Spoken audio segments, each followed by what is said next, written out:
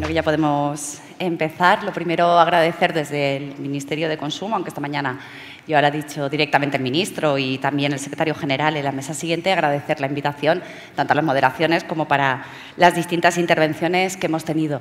Y agradecer muy especialmente a la Fundación Caraso directamente por haber hecho estas jornadas. Yo creo que son todos los temas que vamos a tratar a lo largo del día y los que ya hemos venido tratando son temas, desde luego, de primer orden y muy necesarios siempre, probablemente, pero después de la pandemia creo que quedó claro que era todavía más importante abordar lo que vamos a tratar en el nombre de la mesa que vamos a dar paso, el derecho a la alimentación y cómo lo insertamos en esos compromisos que desde el Gobierno de España y desde en general el país, la Unión Europea y todo el mundo hemos adoptado alrededor de la necesidad de conseguir ese cumplimiento de los Objetivos de Desarrollo Sostenible. Me han pedido que haga una intervención inicial entrando un poco en materia de qué es lo que vamos a tratar y lo comentaba con la compañera Sandrine, a la que ahora presentaré.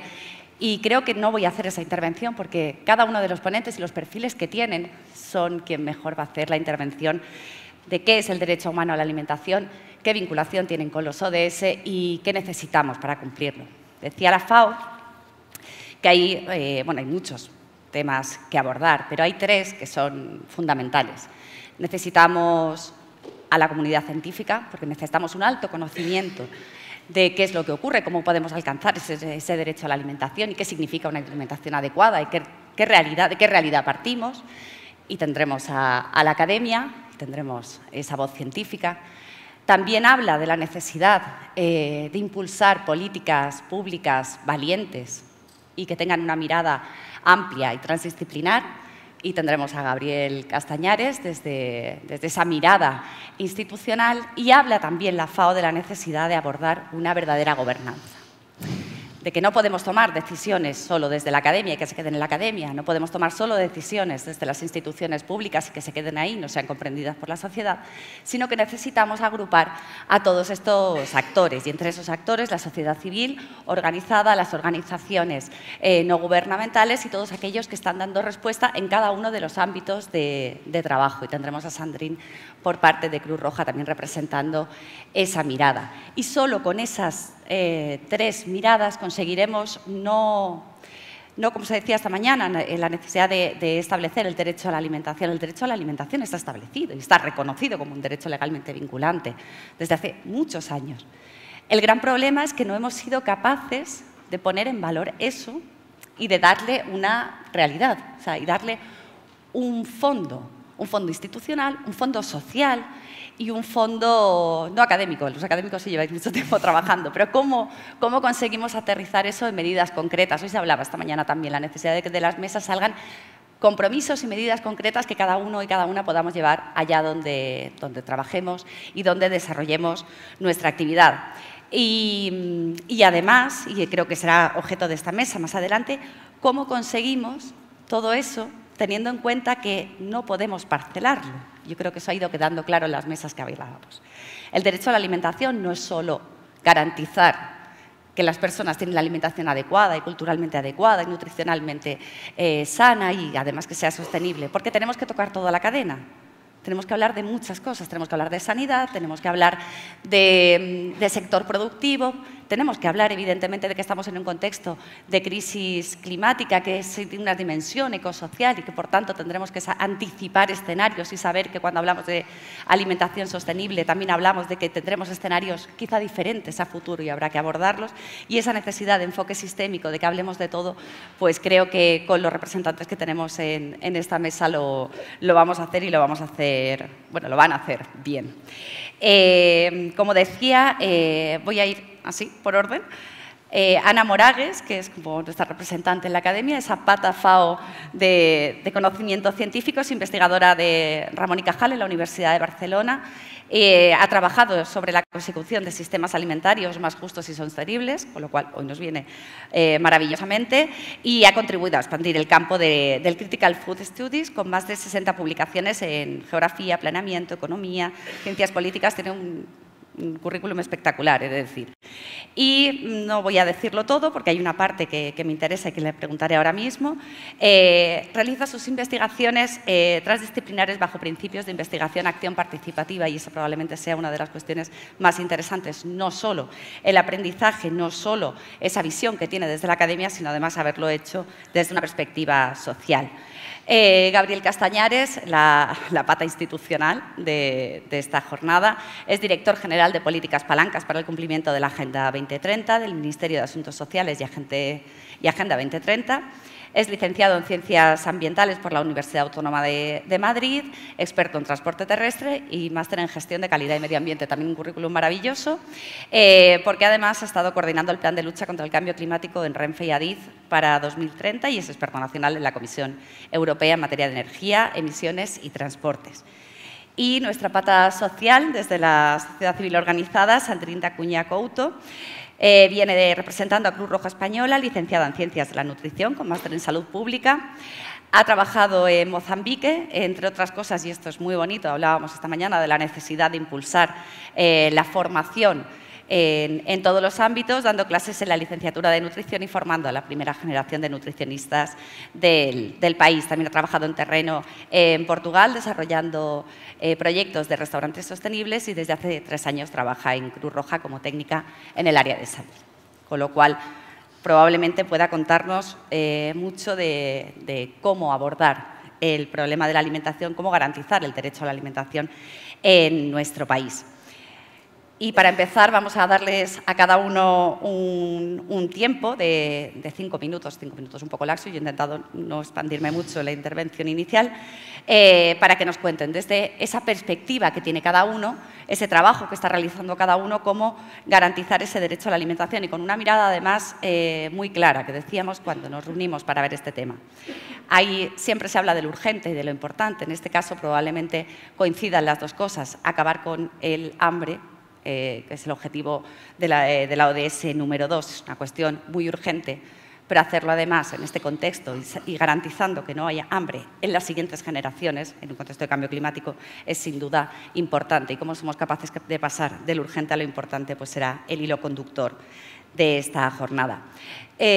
Ana Moragues ha hecho un estudio, probablemente un estudio pionero y probablemente el estudio más importante que se ha hecho en los últimos tiempos sobre inseguridad alimentaria en España.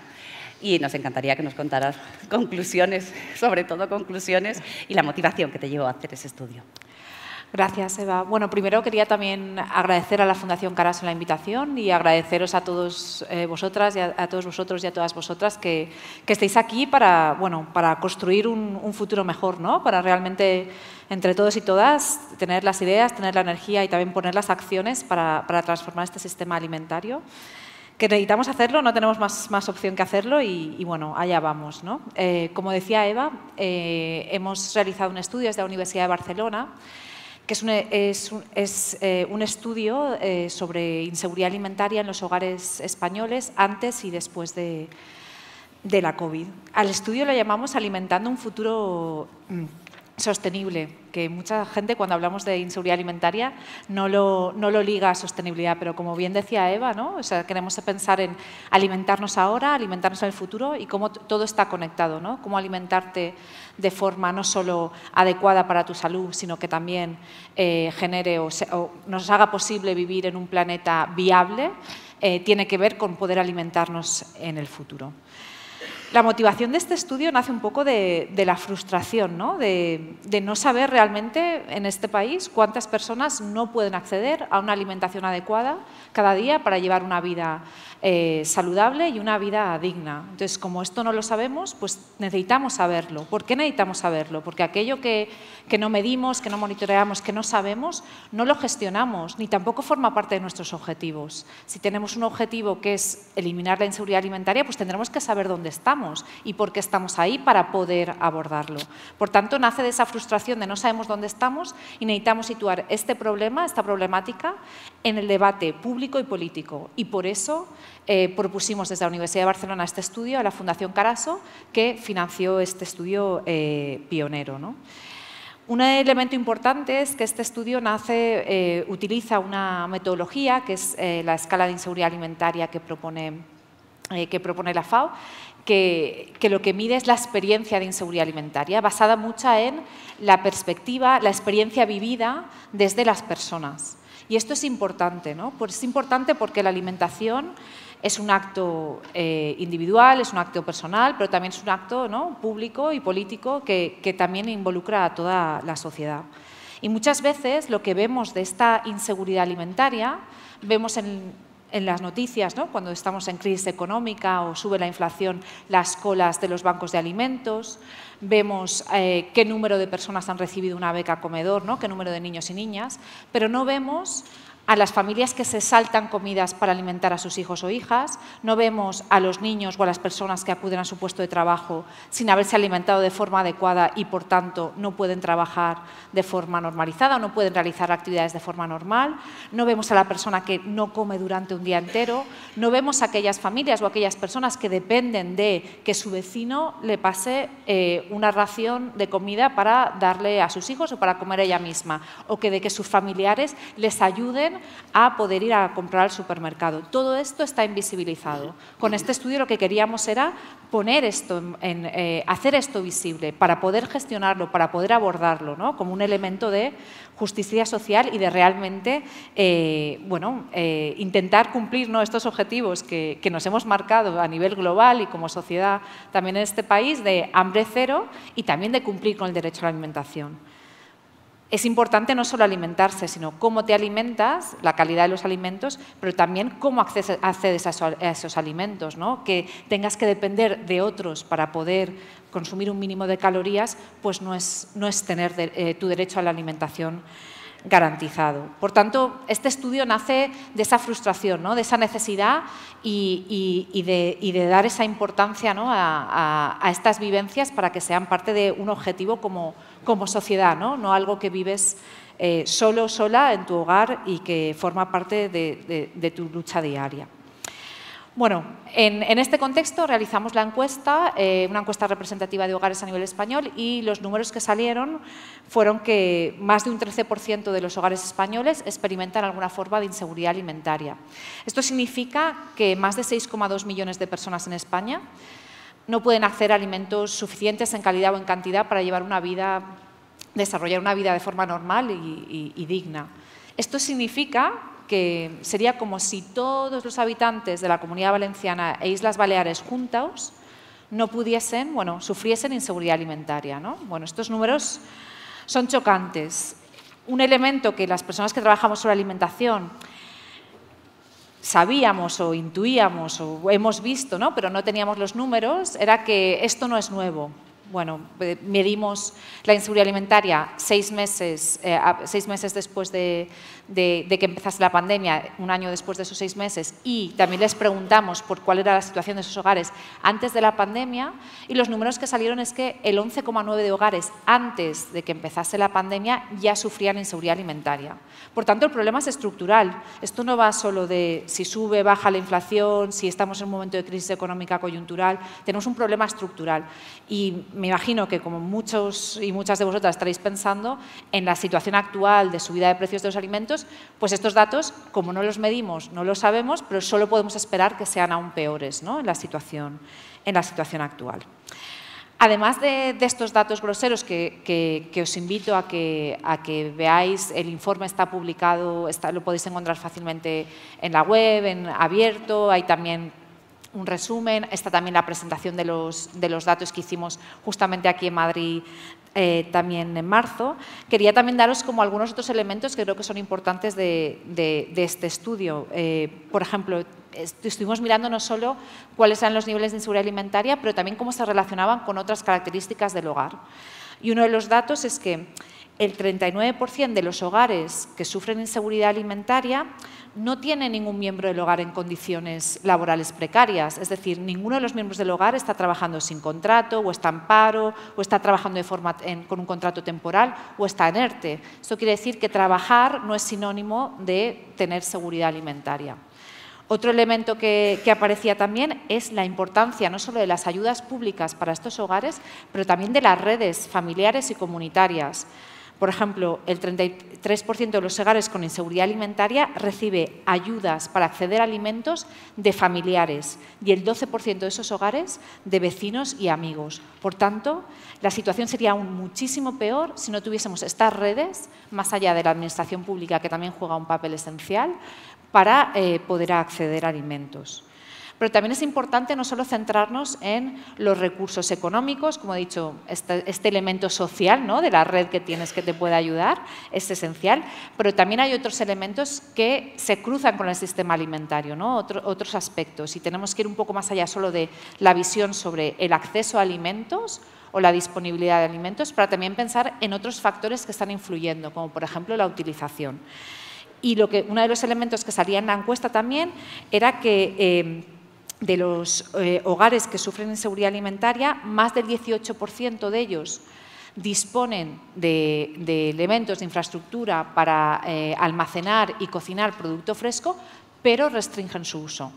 Si yo restringo el uso, esto me condiciona, si yo tengo que restringir el uso, esto me va a condicionar qué alimentos voy a comprar. O sea, no es solo si puedo pagar, si puedo acceder a fruta y verdura fresca, es también si lo puedo almacenar y lo puedo cocinar en casa. Si tengo otros elementos como el precio de la energía o las condiciones del hogar que no me lo permiten, pues esto también me va a influir. Por tanto, tenemos que tener esta mirada compleja a la hora de hacer intervenciones. Y un poco por terminar esta intervención, como decía, os animo a que veáis todos los elementos que se abordan en el estudio, es que nos muestra la cruda realidad de que estamos lejos del Objetivo de Desarrollo Sostenible 2, hambre cero, de garantizar el derecho a la alimentación en nuestro país y, por tanto, necesitamos avanzar, necesitamos medir dónde estamos, necesitamos desarrollar acciones y políticas efectivas y para eso necesitamos saber dónde estamos, por qué estamos aquí y también evaluar estas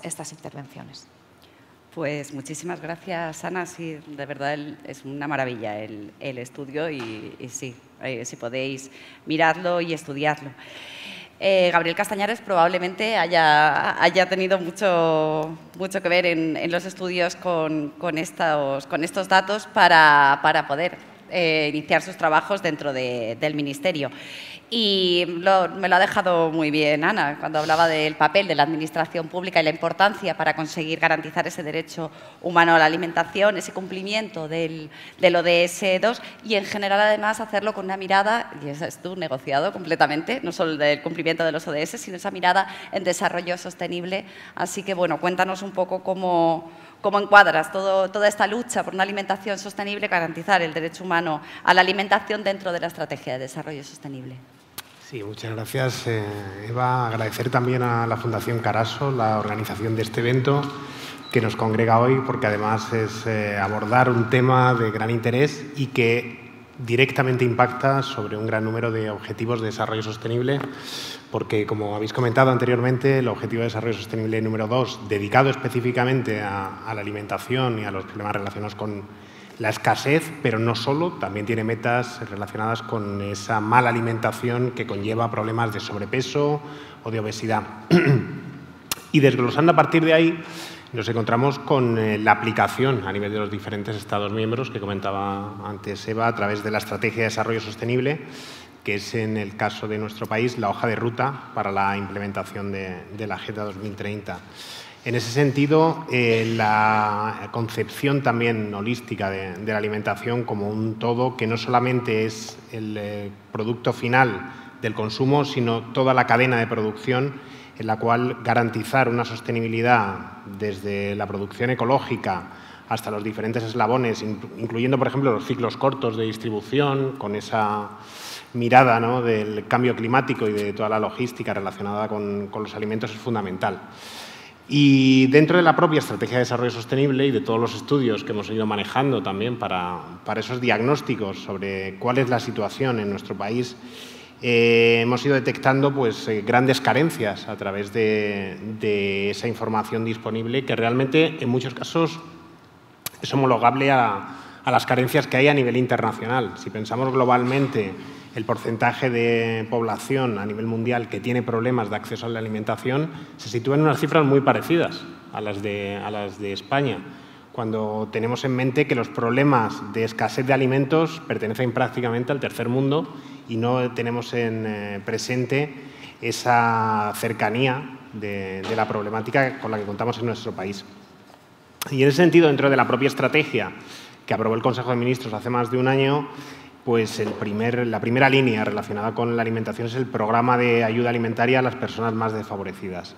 El poder contar con programas que sirvan para atender esas urgencias que realmente afectan no solamente al derecho a la alimentación, sino a otra serie de derechos básicos relacionados, porque realmente el derecho a la salud, el derecho a la educación, otros muchos derechos se ven directamente afectados por los problemas de mala alimentación y malnutrición.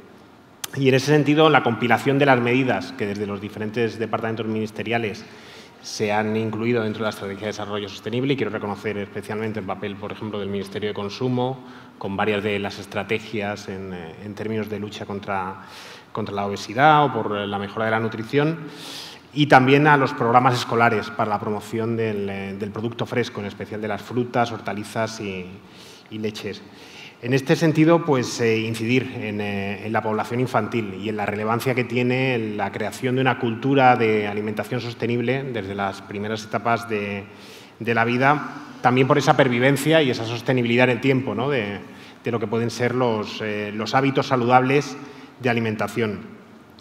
Y sobre ese ciclo integral que mencionaba anteriormente y la relevancia de contar con una producción, con un sector agrícola y ganadero que sea sostenible y que contribuya desde el minuto cero a garantizar productos de calidad y que también, pues, con objetivos como el cambio climático en mente, contribuyan al planeta, quiero resaltar la meta relativa al incremento de la producción ecológica en nuestro país. Es una de las metas incluidas dentro de la Estrategia de Desarrollo Sostenible y que es fundamental para poder garantizar esa producción sostenible que venga a mejorar toda la cadena alimenticia. En ese sentido, también la nueva PAC, la nueva Política Agraria Común, redunda en los objetivos previos que había de condicionalidad ambiental y social, pero los incrementa, va un poquito más allá en los términos actuales, promoviendo, pues, que los patrones de producción sean cada vez más sostenibles y permitan producir también alimentos de mayor calidad.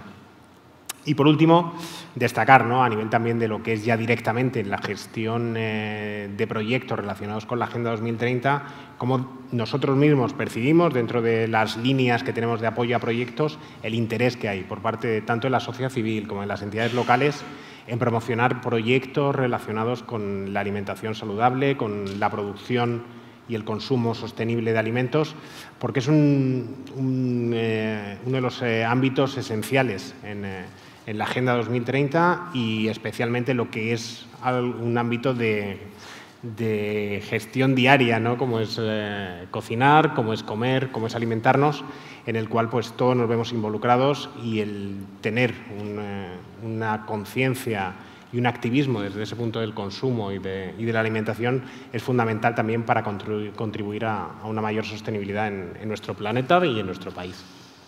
Muchísimas gracias, Gabriel. Pues sí que es fundamental todos los proyectos que estabas planteando y todas las líneas que se trabajan desde las administraciones públicas para ir dando respuesta. Voy a pasarle la palabra a Sandrine D'Acuña, que creo que es probablemente quien aquí mejor nos puede hablar de esa parte de la cadena que es de lo urgente a lo importante, de esa parte urgente de garantizar el acceso a la alimentación a quien ahora mismo en nuestro país pues probablemente lo esté pasando peor y sean las personas más vulnerables, y contarnos un poco qué actuaciones desde Cruz Roja habéis empezado a cometer. Pues desde Cruz Roja atendemos personas. Al final, este es nuestro foco, es la atención directa a personas que tienen necesidad, que recurren a nosotros pidiéndonos ayuda, muchas veces para sus necesidades más básicas, como puede ser alimentación. Estamos acostumbrados a dar una respuesta muy inmediata. Muchas veces conocemos estas políticas, conocemos las herramientas, conocemos todos estos conceptos de seguridad alimentaria, pero en la realidad muchas veces lo que tenemos a pie de calle, en el momento la persona delante de nosotros y que necesitamos valorar su necesidad, tiene que ser inmediata. Entonces acabamos por cumplir solo dos de los pilares de la seguridad alimentaria, que es el acceso y la disponibilidad. te doy alimentos. Muchas veces no pensamos en todo el otro plan de si va a ser saludable o no, se va a cumplir todas sus necesidades, y esto porque atendemos personas que muchas veces están en una situación de calle. Entonces, cuando yo hablo con alguien en una situación de calle, es muy difícil hablarle en una alimentación sostenible y saludable. Desde Cruz Roja tenemos un plan de salud que llevamos mucho tiempo trabajando, en lo cual contestamos o intentamos con acciones, con actividades, contestar a 3 principales puntos, focos de por qué no hacer, ¿no? Y es no sé, no quiero y no puedo. Entonces, cuando tenemos perante nosotros a alguien que nos dice no sé, nosotros le damos una información, le damos el conocimiento de cómo puedes hacer una alimentación saludable. Cuando la persona nos dice no puedo, intento pues a través de estrategias y acciones que empieza a poder. Pues no tengo acceso, le doy ese acceso, no tengo disponibilidad, se lo doy.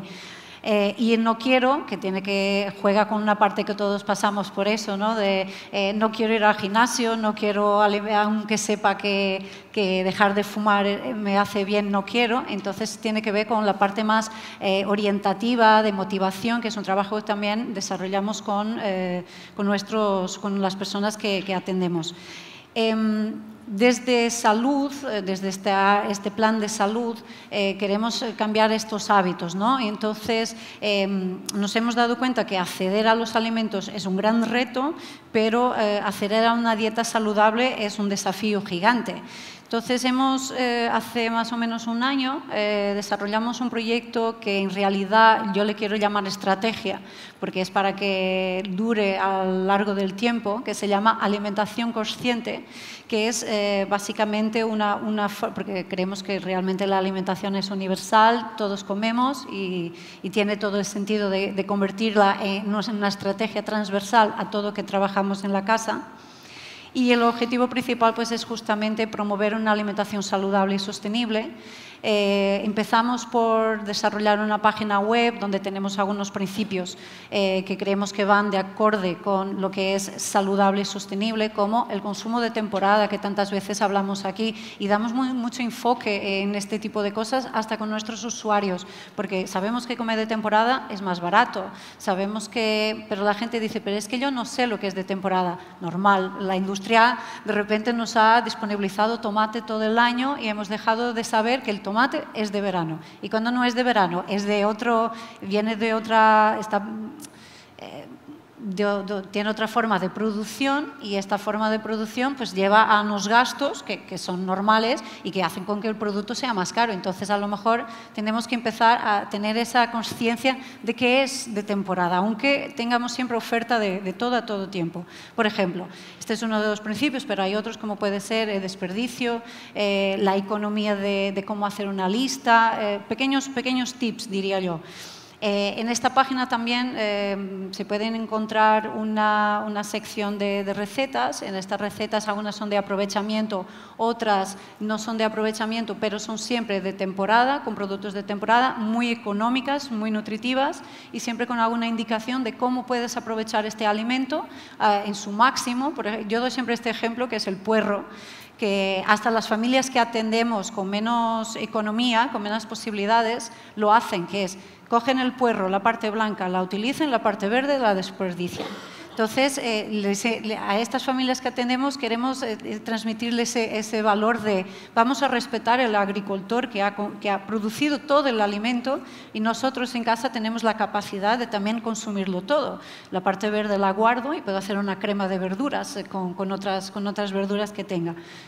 Otro ejemplo muy al detalle, ¿no? de cosas que estamos intentando trabajar. Y también con esta alimentación consciente hicimos, un poco para dar visibilidad, hicimos una serie documental que se llama Un paisaje en la cazuela, que está en YouTube, os aconsejo a ver. Son 19 episodios. Estos 19 episodios es uno por cada comunidad y ciudad autonómica, en que un chef de esa zona habla de un producto de esa zona con su proveedor de esa zona. Esto para hacernos ganar la conciencia de los productos de nuestra tierra, los productos de nuestra zona, las recetas de nuestra zona, y darnos también a ver que chefs con estrellas Michelin y tan internacionalmente famosos hacen aprovechamiento y tienen respeto por la agricultura o por el ganadero con que trabajan. Entonces, es una forma de sensibilizarnos a todos, ¿no? Esto parece que hablo, ¿no?, de chefs de estrella Michelin por un lado y luego la gente que atendemos, parece como muy disociado, pero no, en realidad lo que queremos es unir, y ahora recientemente hemos lanzado un nuevo plan, no sé si os suena, cuando ha sido la crisis sanitaria del COVID, hicimos un plan Responde, era un plan de respuesta inmediata a las necesidades de las personas, y ahora hicimos un nuevo con esta crisis que estamos volviendo a sentir de la inflación. Hay un aumento estamos sintiendo un aumento de 30 a 35% de nuevos pedidos, no personas que ya estamos atendiendo, nuevos pedidos, con un perfil bastante diferente. Hay personas que se acercan a Cruz Roja, por ejemplo, familias sin hijos, que nunca nos había ocurrido. Es muy común venir familias con hijos, pero familias sin hijos que están pidiendo ayuda. Y, por otro lado, monomarentales, un perfil bastante vasto de personas que nos piden ayuda. Y este plan Reacciona va a empezar con 8 millones para dar este primero apoyo, y el apoyo será en necesidades básicas, y una de ellas, obviamente, la alimentación, que se traducirá en una tarjeta monedero, que es mucho más digna de que la entrega de alimentos que venimos haciendo y que a medida de tiempo vamos cambiando.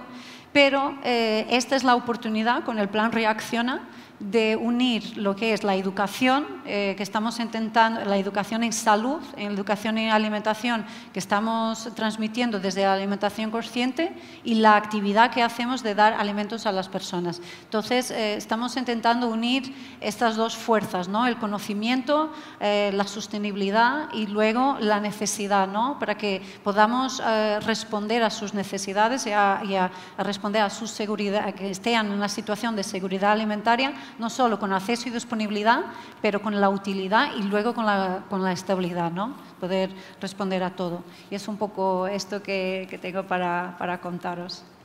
Pues muchísimas gracias, Andy, que bien nos estáis ajustando todos al tiempo, qué maravilla.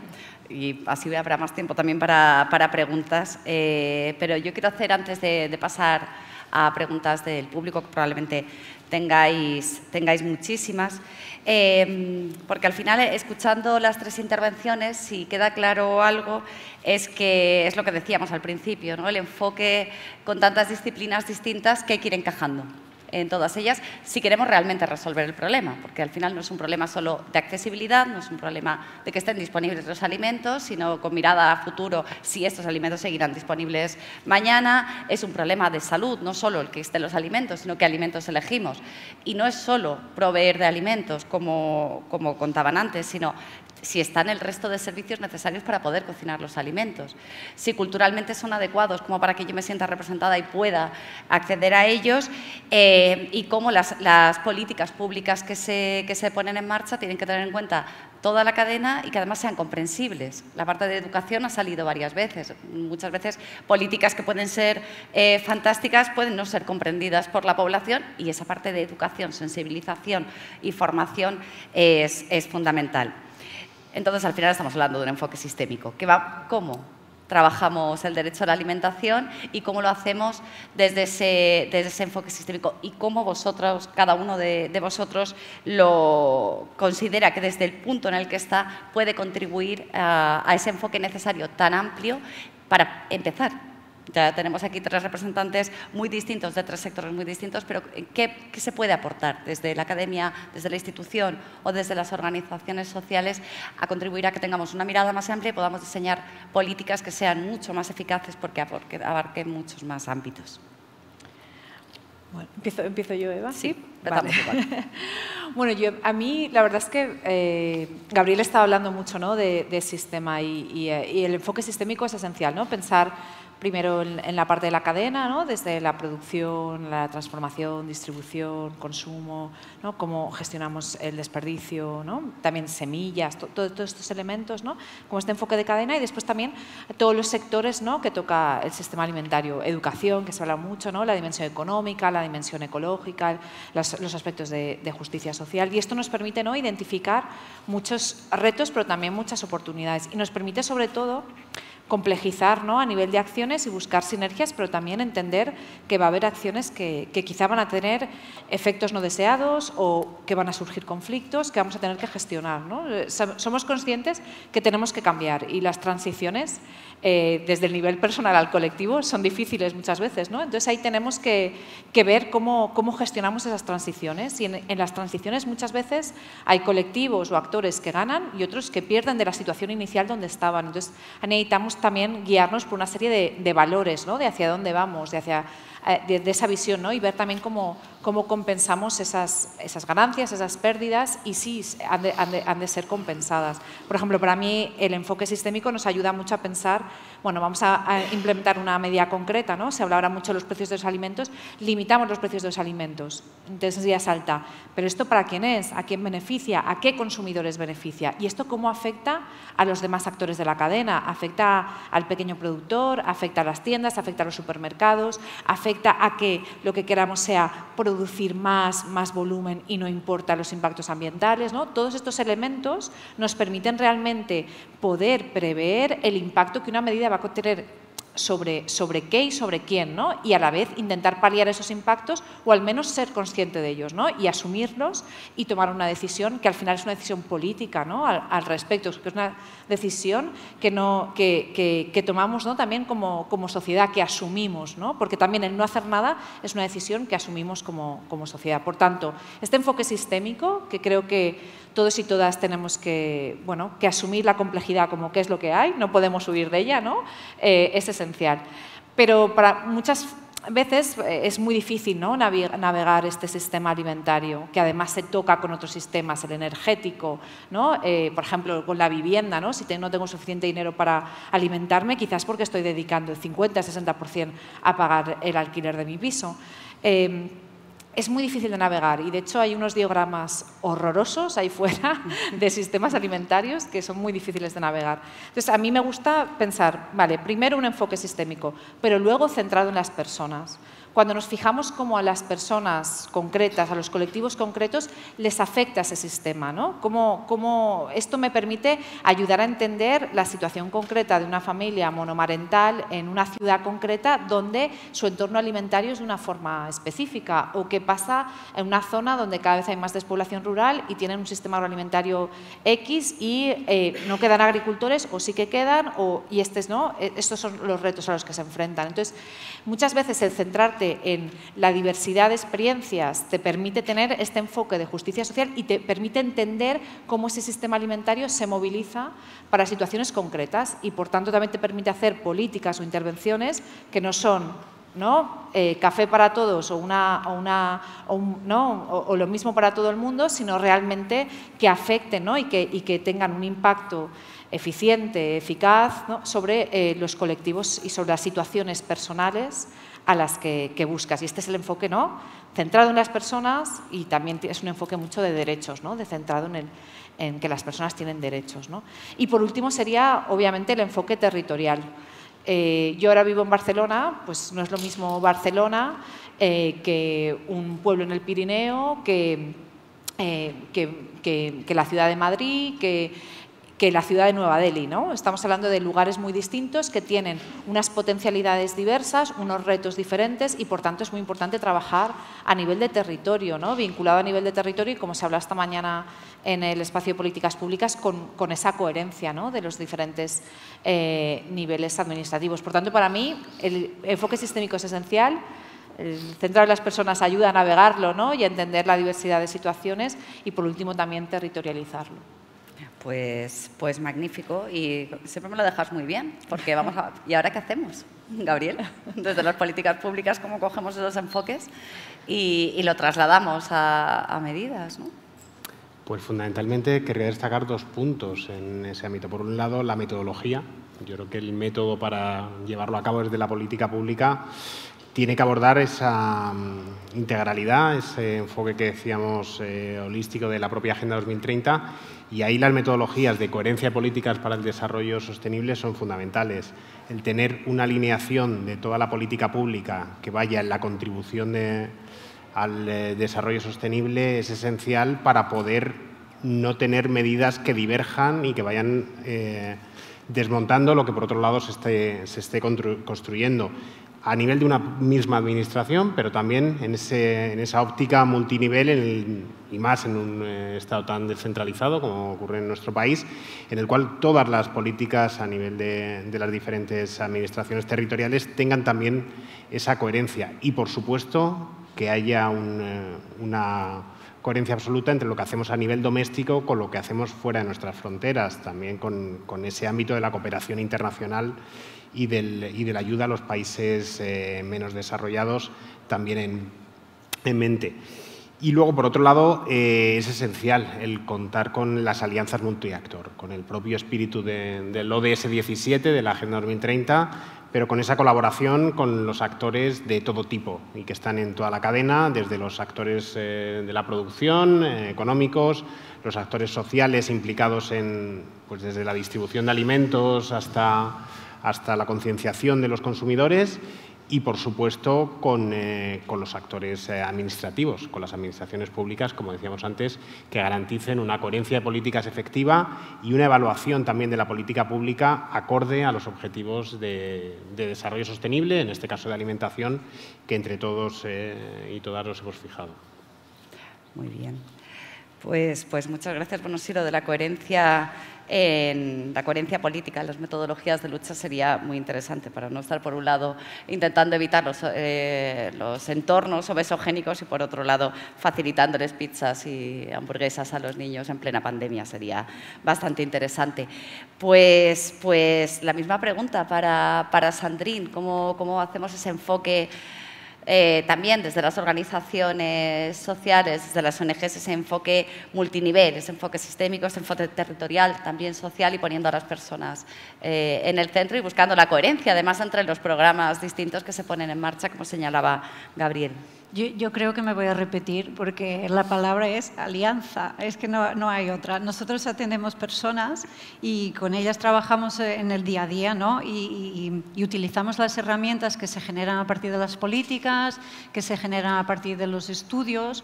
Entonces, yo creo que sentar en la misma mesa con resultados, el problema es que hasta ahora no lo estamos haciendo.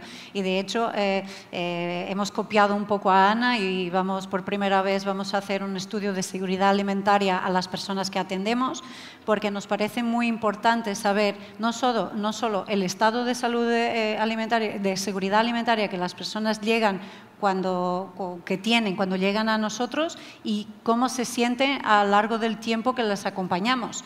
Entonces, si no tenemos esos datos que decíamos inicialmente, no sabemos si la intervención que estamos haciendo es suficiente. A lo mejor no lo es, a lo mejor la tarjeta monedero que le doy con X dinero no vale, a lo mejor tengo que hacer algo más.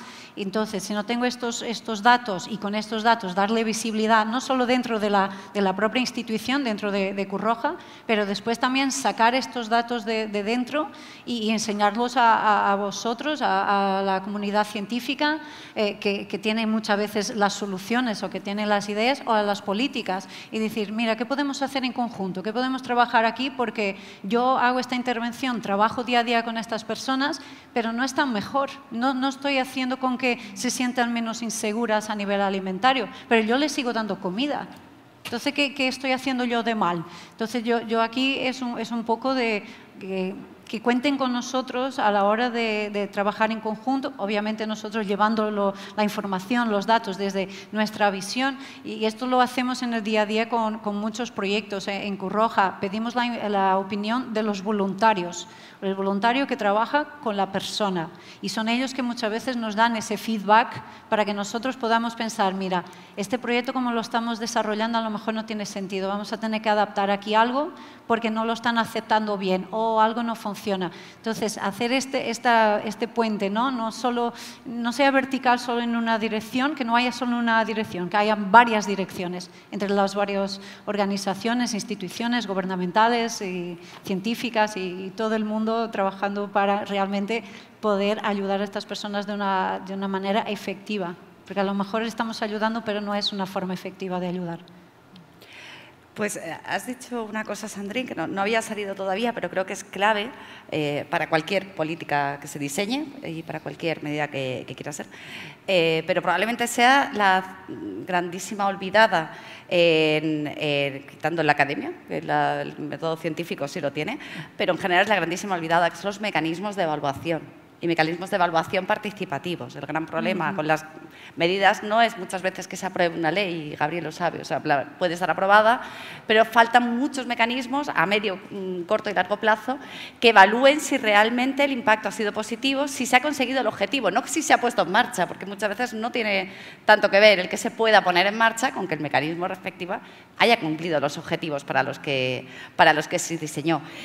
Y que además esa evaluación se haga de manera compartida desde todos los actores que participan en los mecanismos que se quieren poner en marcha. Y sin duda en algo tan sensible, podríamos decir, como es el derecho a la alimentación, que incluye a tantos actores, que tiene tantas facetas distintas, desde la faceta más cultural y educativa hasta la faceta más netamente económica, pues desde luego necesitaríamos mecanismos de evaluación muy potentes y donde pudiéramos interlocutar entre todas las partes para saber que lo que estamos haciendo va por el buen camino.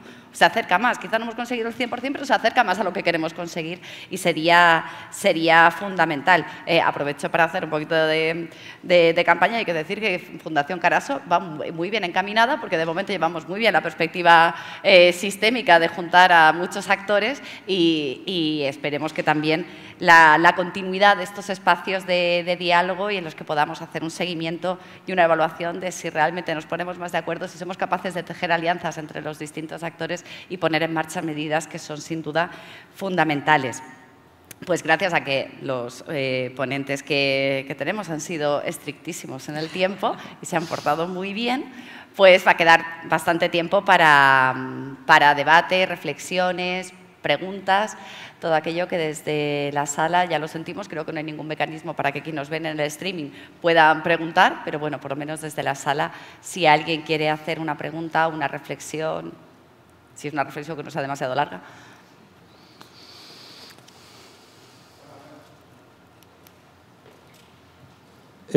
Sí, perdón, que no me lo acercaba suficiente. Si Hola. te puedes presentar también para que sepamos… Claro. Jorge Molero, de la Red de Municipios por la Agroecología.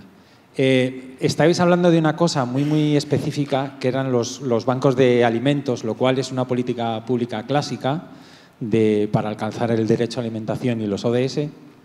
Ha cambiado el marco, está en pleno cambio el marco de la ayuda alimentaria. Mientras que lo llevaba el FEGA, ahora va a cambiar al Fondo Social Europeo Plus, se va a transferir a las comunidades autónomas y ahí estamos intentando averiguar, porque no sabemos muy bien cuál va a ser el mecanismo. Suenan flautas de que son tarjetas monedero, suenan flautas de que esas tarjetas monedero se las van a dar para que la gente vaya a comprar a grandes superficies.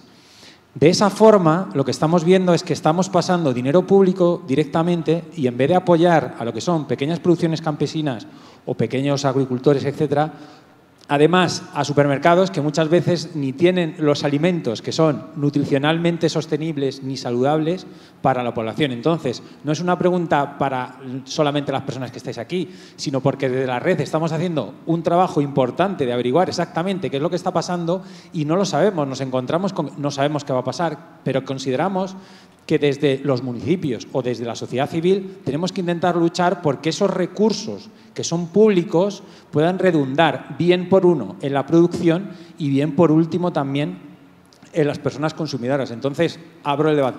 ¿Sabe alguien un poco más sobre estos que nos puede ilustrar, ya que nosotros, moviendo hilos, no nos enteramos?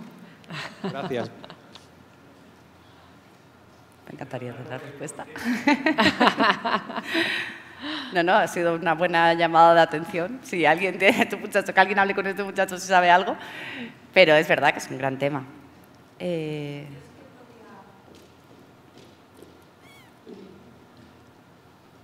Soy Carlota, de la Fundación Mundo 21, y nosotros también hacemos tarjetas monedero.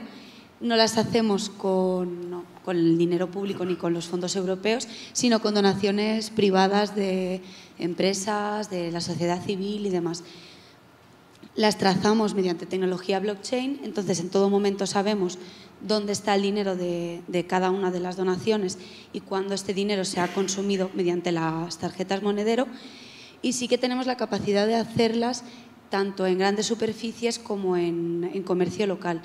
Por ahora sí que es cierto que lo estamos haciendo con grandes superficies porque todavía somos pequeños, entonces se nos ha hecho más fácil, más sencillo el contacto, pero nos estamos empezando a abrir ya a hacer este tipo de tarjetas para el comercio local, para el comercio de barrio, porque además consideramos que es una forma también de que la integración dentro de los mismos barrios funcione. Al final, con la tarjeta no solo dotamos del derecho a la alimentación, sino que también incluimos a la persona en su barrio, en su sociedad, en su ciudad, en su pueblo, y entonces, mediante tarjetas monedero que vayan al comercio local, fomentamos también que los barrios, que los pueblos y que los pequeños comercios sigan existiendo. Entonces, ese es el aporte que podría dar ahí. Muchísimas gracias. ¿Alguna pregunta más? Hola, soy Raquel de la Fundación Espígula 2. Yo quería preguntar sobre tarjetas monederos también, pero Jorge de hecho, le iba a mandar un WhatsApp que hiciera la pregunta. No, pero sí que quería, entonces, ya que él ha preguntado, pero ni Sandrine ni Gabriel han respondido cuál es vuestra opinión sobre este cambio de política, así que me gustaría escucharos y si estáis planificando o intentando, o sea, cómo recibís desde Cruz Roja este cambio de los fondos FEAD y en el caso de las tarjetas monedero, que Jorge lo ha hecho en la introducción, cómo hacemos para fomentar la alimentación sostenible, pero también dando apoyo a modelos agroecológicos, a pequeños productores y alimentación sostenible y no lo contrario, que una persona en situación delicada es mucho más fácil, por más que hay el apoyo de esas formaciones. El impacto es a largo plazo, ¿qué vamos a hacer en 2 años? Y luego también quería preguntar a Ana Moragues sobre los indicadores. Esa es una foto fija, ¿no?, de ese momento. Si sabes si desde la Administración van a seguir recogiendo esa información de manera constante, porque creo que necesitamos saber la evolución, o desde algún proyecto de investigación se va a continuar haciendo esa recogida tanto a nivel español como territorial, que decías tú que también es necesario. Pues si os parece, hacemos el paquete de tarjetas monedero y indicadores. Sí. Pues, a ver, yo desde el punto de cómo lo trabajamos en Cruz Roja, las tarjetas las hacemos con grandes distribuidores, es verdad, pero sí que una de las intenciones, por un lado, aquí hay como dos temáticas, ¿no? Lo que estamos intentando es que se puedan aceptar estas tarjetas monedero en mercados municipales. Es algo que lleva tiempo porque necesita que hagamos acuerdos, pues es algo que está ahí presente, como acabamos siempre por hacer con que las personas vayan a los grandes distribuidores y a las grandes superficies.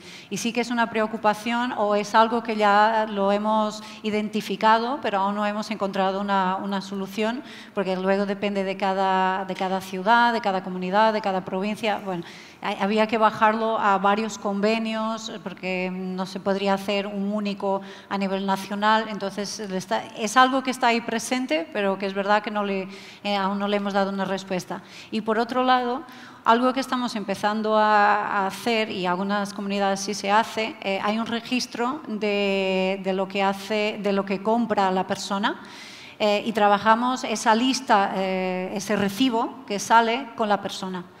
El ideal, que esto sería el futuro de nuestra intervención, que es a lo que nos encantaría llegar, era a un proyecto que en su momento lo hemos descrito como NutriCoach, voluntario NutriCoach, que es los voluntarios acompañar a las personas que atendemos al supermercado con unas indicaciones, con un conocimiento que les pueda ayudar a transmitir. Desde la lectura de los etiquetados nutricionales, que a veces nos parece chino, desde saber reconocer lo que es un alimento mejor en relación a otro. Pequeños consejos de no mires solo a la estantería que está a nivel de tus ojos, mira arriba, mira abajo. Entonces, estas cositas que hubiera un acompañamiento, una orientación más personalizada con la familia o con la persona que estamos disponibilizando esta ayuda. Vamos en esa línea, porque al final hábitos, todos sabemos que cambiar un hábito no es hoy, no es mañana, es a lo largo del tiempo. Si la familia que atendemos está acostumbrada a determinados hábitos alimentarios, no los podemos decir, no, es que con esta tarjeta monedero solo vas a poder empezar a consumir lo que yo te voy a decir, porque es el sano. No, es que le tengo que hacer primero entender que consumir esos alimentos, hacer esa alimentación saludable va a tener beneficios a su salud. Entonces, todo esto es algo que lleva tiempo y por eso yo hablaba de las alianzas. Tenemos algunas en este momento, pero para que el trabajo se siga haciendo es necesario que surja aún más y que se puedan extender en el tiempo. Entonces, son todo cuestiones que las tenemos apuntadas y que es un trabajo que al final es entre todos. Y vamos poco a poco. La idea era que pudiéramos realmente acompañar a las personas, no ser invasivo, porque eso también es, el derecho a la alimentación es comprar y comer lo que yo quiero, mi preferencia, ¿no? Que yo creo que está muy bien las tarjetas monedero para eso mismo. Nosotros antes le dábamos de legumbre garbanzo, mira, es lo que hay, ¿no? Aquí están los alimentos que te donamos. Pero es que a mí no me gusta garbanzo, ¿qué le hago? Entonces, ahí ya hemos ganado algo más con esta tarjeta, de la persona tener la dignidad de ir al supermercado y coger ella mismo lo que le gusta, de su preferencia. El paso siguiente es que ella sea capaz, tenga conciencia con las herramientas y con el conocimiento que le vamos pasando, que sea capaz de, cada vez que vayan, haga una opción mejor, poco a poco. Y es un poco esto que tengo para contaros. Gabriel. Pues sobre lo que comentabais, ¿no? Del cambio también de paradigma, de pasar del fomento de la distribución y de ese reparto de alimentos también a un fomento de la producción. Ahí antes creo que Eva comentaba de la importancia de las leyes, de que desarrollen mecanismos, pero que realmente se consigan los objetivos. Y en ocasiones pues no se cumple con la finalidad con la que se diseñaron. Y creo que un buen ejemplo que viene muy bien con esta pregunta que realizabais es lo relacionado con la Ley de Desarrollo Sostenible del Medio Rural, que tiene un elemento de desarrollo que son los contratos territoriales, que serían herramientas magníficas para aplicar y poder pasar de un paradigma de banco de alimentos a bancos de tierras, a fomento de la producción local, a también esos elementos de lucha contra la despoblación en muchas zonas del territorio, que sabemos los problemas que tienen y que, salvo el caso de alguna comunidad autónoma, y me viene a la mente el caso de Baleares, no se han desarrollado a lo largo de más de una década que llevan en marcha. Entonces, sería muy importante también tener en mente esas opciones de poder aplicar fomento a la producción, a una producción además que esté integrada con la biodiversidad agrícola que tenemos en nuestro país, que es muy amplia, o con elementos como es los ciclos cortos de distribución, que también son fundamentales de cara a la divulgación y a la creación de una cultura de alimentación sostenible. Muchas gracias. Pues indicadores. Indicadores. Gracias, Raquel, por la pregunta, porque me viene fenomenal. El objetivo de este estudio era, bueno, hacemos este estudio, no nos toca a nosotros hacerlo. O sea, este estudio lo tiene que hacer la Administración Pública. Entonces, este es un foro fenomenal para pedir a la Administración Pública, estatal, autonómica, local, Gabriel, Eva, que cojáis estos datos, veáis la importancia que tienen, la relevancia que tienen, y los llevéis, ¿no?, a los espacios, al INE, a los diferentes espacios, ¿no?, donde realmente se puedan incorporar como una forma de medir dónde estamos en el ODS, en la garantía del derecho a alimentación, y evaluar, ¿no?, cómo están yendo diferentes programas, ¿no?, si dentro de unos años han cambiado las cosas y dónde estamos, ¿no? Por tanto, ahora mismo sabemos que no hay ningún compromiso por ninguna administración de que los vaya a tomar. A la vez, estamos aquí, ¿no? Muchas administraciones han contactado con nosotros, que estaban interesadas en el estudio, que querían hablar más de él, a nivel local, a nivel también de comunidad autónoma, pero por ahora sabemos que medir no es gratis, que requiere una inversión, ¿no? Pero sí que pensamos que hay muchas organizaciones, y esto es la importancia de las alianzas, y también muchas administraciones que ven que esto... Que tener estos números, ¿no? es esencial. O sea, no saber si quién y por qué no tiene acceso a una alimentación adecuada en nuestro país, bueno, creo que es un indicador esencial, ¿no? que tenemos una responsabilidad compartida por medirlo. Y en ese sentido, pues hemos estado construyendo alianzas y vamos a seguir trabajando para que se incorpore. Y bueno, alianzas con Cruz Roja, con gente de Cáritas, con otras universidades, con otras iniciativas como el Observatorio del Derecho a la Alimentación y obviamente estando totalmente disponibles para apoyar a la administración pública, ¿no? para que dé esos pasos, ¿no? Desde la academia estamos para eso, ¿no? Somos memoria institucional y somos también un servicio público. Entonces, bueno, esperemos que se incorporen. Yo he tomado nota. Por la parte del Ministerio de Consumo ya he tomado nota. Además, y es cierto, nuestro ministro es como muy fan de la academia y con toda la razón, ¿no? A la hora de hacer cualquier medida o tener que poner en marcha cualquier política, el tener un conocimiento científico, unos indicadores claros, unos mecanismos de evaluación es fundamental. Así que ahora hablamos y nos pedimos el teléfono. ¿Alguna pregunta más? Tenemos todavía un ratito, da para alguna pregunta más que queráis hacerle, aprovechar, de tarjetas monedero o de lo que sea.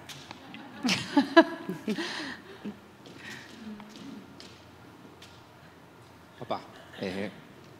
¿Vai? Así.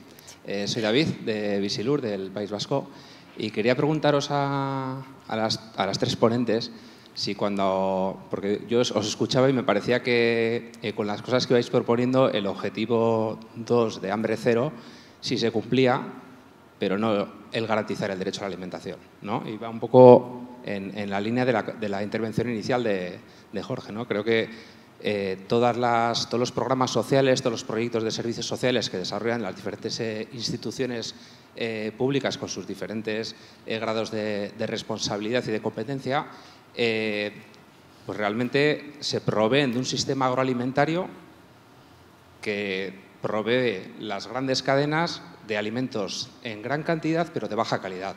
Y en el panel de la mañana hablaba un médico de Granada explicando un poco pues los problemas que se estaban viendo derivados de una malnutrición, ¿no? Es decir, la gente igual no pasa hambre, hay alimentos suficientes para que la gente no tenga hambre o no pase hambre, pero estamos viendo cómo el sistema industrial globalizado de alimentos está provocando unos efectos en la salud de las personas en este mundo subdesarrollante pues bastante importantes, ¿no? Entonces, yo creo que vinculándolo un poco ahí, me gustaría saber si consideráis que podemos seguir impulsando enormemente, tanto desde Europa como desde las comunidades o desde el Estado, una agroindustria que de alguna manera nos está perjudicando cuando la consumimos y a su vez garantizar el derecho a la alimentación de las personas que están en una situación de vulnerabilidad social importante y que encima se proveen de alimentos en base a una financiación pública importante que va destinada a estos agentes del sistema globalizado de producción alimentaria. Muy bien, pues hacemos una primera ronda de valoración, si queréis. Si hay alguna pregunta más que vaya a ir alrededor del sistema alimentario y ese necesario tránsito que se tiene que dar, y quiero hacer la reflexión ahora para que hagamos también un paquete, como hemos hecho con tarjeta monedero, pues que aproveche ahora y lo planteamos, y si no responden, vaya, no. Pues es un tema bien apasionante. Raro me parece que no haya más peticiones. ¿Queréis hacer una rondilla? ¿Una necesidad de transitar? Sí. Estoy muy de acuerdo contigo, David. De hecho, creo que, claro, y para mí uno de los problemas que plantea el estudio que hicimos es como que te dice, ¿no?, la falta de acceso a alimentos en términos de calidad y cantidad, pero no habla de derecho a la alimentación, ¿no?, de una forma tan clara. Sí que nos salía algún indicador porque cruzamos con otras cosas. Claro, no es solo llenarme el estómago con cosas más o menos que están bien. Estamos hablando de otra cosa, ¿no?, cuando hablamos de derecho a la alimentación. Pero estamos a un nivel tan básico que siempre, ¿no?, volvemos como al principio, que es como inseguridad alimentaria, acceso a alimentos, ¿no? Y nos cuesta complejizar, ¿no?, en ese sentido. Entonces, creo que tu pregunta, bueno, y tu reflexión es muy importante, porque si realmente queremos hablar de derecho a alimentación, de que todas las personas tenemos derecho a alimentarnos de una forma que sea saludable para nosotras, que sea saludable para los demás, que tengamos un planeta vivible y que yo, porque tenga menos recursos, no tenga que comer de peor calidad y destruyendo, ¿no?, o sea, el medio ambiente. O sea, estamos hablando de más allá. Y no solo eso, sino cómo accedo a los alimentos, que sea de una forma digna, dignificante, ¿no? Por tanto, muchas veces en estos espacios hablamos ponemos el título de derecho a la alimentación y nos quedamos como en el mínimo, ¿no? Y creo que es muy importante no quedarnos ahí, ¿no? Estamos en un momento de emergencias múltiples y no podemos ir a por el mínimo, porque además estos elementos están conectados, ¿no? Si nos quedamos en el mínimo, pues al final no tendremos capacidad de producir, no tendremos medio rural, no tenemos personas productoras, como se ha dicho esta mañana también, ¿no? Entonces, tenemos que generar estas soluciones más complejas y también mucho más ambiciosas, ¿no? Y sí que creo que es importante recordarnos a nosotras mismas que a veces estamos hablando de lo básico, pero tenemos que ir a mirar a el derecho a la alimentación como bien común, ¿no? O sea, como bien público. Y esta mirada no la podemos perder, así que en ese sentido estoy muy de acuerdo contigo. Estupendo, ¿queréis? Sí, muy rápido, simplemente que el ODS 2 que comentabas incluye esa visión, si bien pues muchas veces se focaliza en el tema del acceso, pero también en hacer un hincapié en los problemas de obesidad y de sobrepeso, que además nos viene a la cabeza que el acceso es un problema relacionado con la renta, pero que si vamos a los datos que, por ejemplo, se elaboran, creo que lo habéis mencionado esta mañana, el estudio Aladino, incluye una relación muy clara entre los niveles bajos de renta y los mayores problemas de prevalencia de obesidad y de sobrepeso, sobre todo en los casos de la infancia. Entonces, es fundamental y van de la mano, porque en muchos países cada vez más, y vemos casos como Estados Unidos, en donde el consumir un producto fresco, el consumir el producto saludable y de calidad va unido a los altos niveles de renta, mientras que otros modelos más gestionados pues, con la comida basura, que incluso hemos visto casos bastante lamentables de distribución entre escolares, van dirigidos a las rentas más bajas. Entonces, el abordar un problema tiene que ir aparejado a poder resolver el otro problema al mismo tiempo. Y yo completo, baja renta y bajo nivel de educación. O sea, es una cuestión, no somos Estados Unidos, ellos tienen un otro problema. Nosotros aquí tenemos acceso a alimentos frescos porque España, como es la mejor, como es el anuncio de los alimentos de España, ¿no? O sea, vivir lo que... Sí. No, es que realmente somos un país que tenemos que reconocer que tenemos mucha abundancia y no nos podemos comparar solo a nivel de la renta, porque podemos tener acceso a alimentos saludables y económicos, porque por las capacidades que tenemos. Se exportan muchísimo alimentos de España a otros países porque tenemos realmente esa capacidad. Entonces, y aquí yo creo que además de la renta, educación. Y voy a decir más o menos la frase que decía el cocinero del episodio de Valencia, te miro a ti, Clara, de Valencia, que decía, si educáramos nuestros niños para que no sean comida fácil para la industria. Y la frase me parece increíble, porque si podíamos introducir educación alimentaria desde los pequeños y que vayan asumiendo ese conocimiento y vayan generando hábitos, estamos yo creo que resolviendo mitad del problema. Pero eso soy yo, que creo que la educación realmente puede cambiar mucho si tenemos el conocimiento y si sabemos cómo hacerlo. Porque comer saludable no es caro. Solo tenemos que saber elegir. Es que no sé, sí. ¿Qué tal? Buenas tardes. Soy Silvia, soy consultora en sostenibilidad corporativa en el ámbito agro, y me gustaría sumar a lo que se ha dicho, que me ha parecido muy buena tu apreciación, a lo que comentaba Sandrine, que en la educación también hay que sumarle que tenemos que aprender a ponerle valor a los alimentos, que es algo que hemos perdido. Totalmente. ¿Vale? Entonces, desde un punto de vista bastante personal, creo que no nos cuesta gastar dinero en ciertas cosas y, en cambio, cuando vamos a la cesta de la compra, miramos más con lupa. Y siendo un país productor como somos y que encima importamos más de lo que tiramos a la basura, no somos capaces de darle el valor que creo que tienen los alimentos, que lo han tenido toda la vida, pero que de unos años aquí se ha bajado muchísimo esa apreciación, y eso es un tema educacional totalmente. Y creo que es algo que debemos otra vez levantar. Y comer sano, efectivamente, yo creo que no es tan caro como parece, ¿no? Totalmente. Que sí que hay situaciones mucho más críticas, estoy hablando también a un nivel, bueno, un poquito medio, ¿no? Que sí que hay situaciones críticas en las que, bueno, hay que recurrir a ciertos alimentos que nutritivamente no son tan ricos. Pero que debemos de poner en valor, respetar la ley de la cadena alimentaria, ¿vale? Que es algo que tampoco estamos respetando en España, no hace falta salir de aquí para verlo, ¿no? Y que bueno, simplemente, independientemente del trabajo que tengamos cada uno como consumidores, creo que tenemos ahí muchísima responsabilidad. ¿Puedo decir una cosa? Sí, claro. Sí, no, simplemente decir de esto, o sea,